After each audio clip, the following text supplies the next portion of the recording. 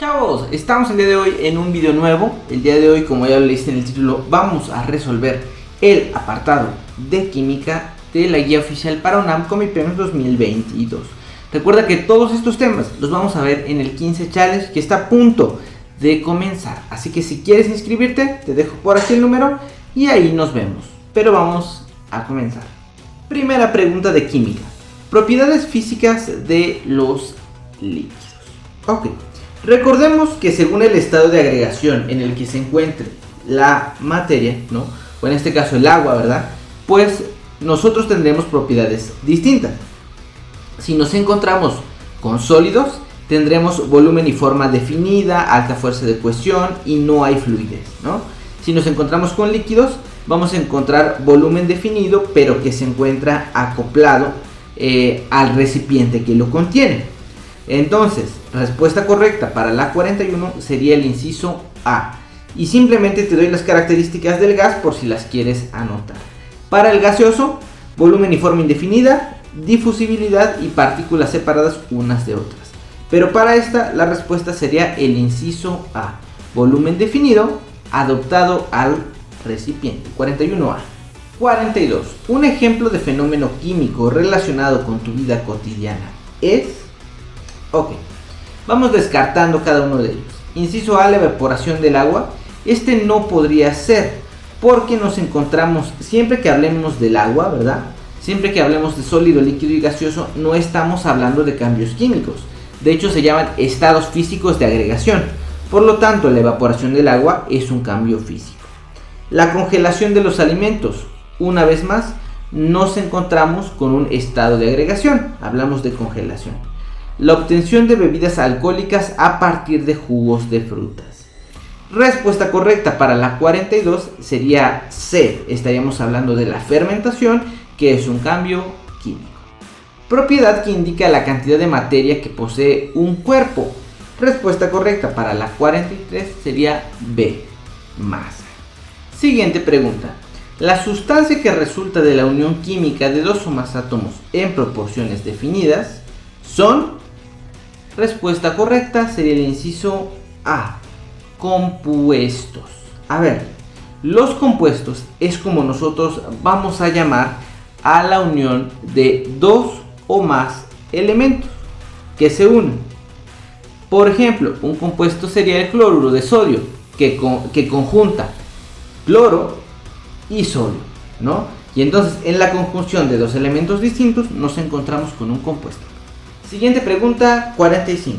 Los protones corresponden al número atómico, mientras que la suma de protones y neutrones, o sea la suma de ambos, es igual al número de masa. Por lo tanto, respuesta correcta sería el inciso D. Siguiente pregunta, 46. La representación H y un puntito, ¿no? Por ahí, corresponde a... Respuesta correcta sería B. Átomo de hidrógeno. Esto nos remonta al tema llamado estructura de Lewis o estructura de Lewis, del llamado diagrama de Lewis o diagrama de punto y raya. 47. Los elementos de la tabla periódica se ubican en orden creciente de su número.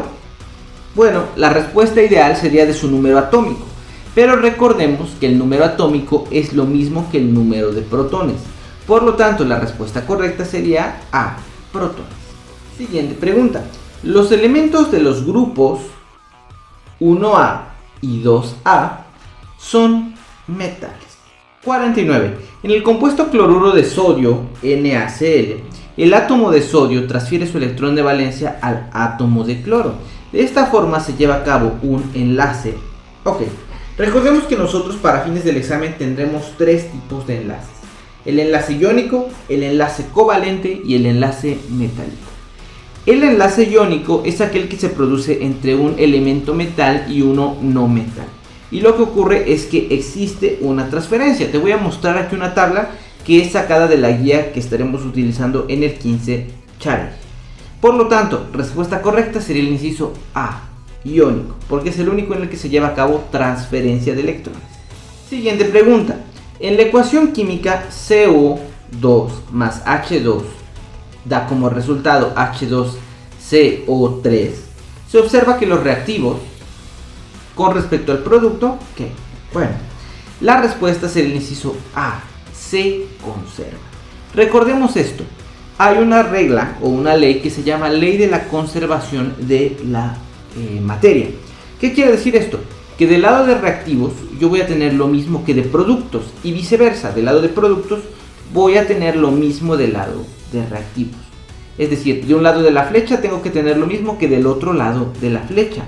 Para saber cómo se resuelve esto, tendrías que recordar cómo balancear ecuaciones. Te voy a dejar un video por aquí arriba donde enseñé cómo balancear. Pero la respuesta aquí sería el inciso A. 51. La ecuación que indica que el agua interviene como reactivo es... Ok. Recordemos lo siguiente.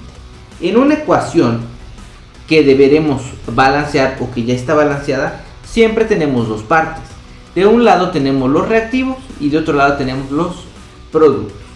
Los reactivos son los que yo tengo de inicio, los que yo tengo antes de que se lleve a cabo la reacción, o sea, antes de que esté la flechita. Del lado izquierdo, pues. Siendo así, nos pregunta en cuál de las ecuaciones de aquí yo tengo el agua del lado de los reactivos. Y la única en la que yo tengo H2O, que es la manera química en que se expresa el agua, pues sería en el inciso D. Por lo tanto, 51, inciso D. Última pregunta. En la ecuación 2KClO3 da como resultado 2KCl más 3O2, respuesta correcta sería el inciso C. 2 del ClO3 afecta a todo el compuesto. Recordemos que estos números grandes, llamados coeficientes, al principio de cada compuesto, afectan a todo el compuesto. Eso lo enseñé también en la clase de balanceo de ecuaciones. Te la voy a dejar por aquí arriba, o creo que ya te la dejé anteriormente. Vea la etiqueta de atrás donde enseño a balancear. O entra y ponle Eduardo Sánchez, balanceo de ecuaciones, ahí en tu buscador de YouTube y ahí te va a aparecer. Y el 3 en la molécula de oxígeno se llama coeficiente. Recordemos que en una ecuación yo tengo dos tipos de números.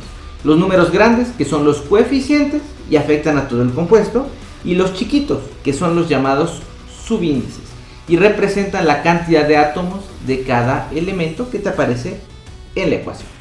Y pues nada, ahí te lo dejo. Resolución del apartado de química de la guía de UNAM para Comipems 2022. Todo esto lo vamos a ver muy a detalle, no como ahorita, en el 15 Challenge. Así que ahí te espero. Manda un mensaje en el número de aquí abajo y te vamos a dar toda la información. Y nos vemos el día de mañana con un video.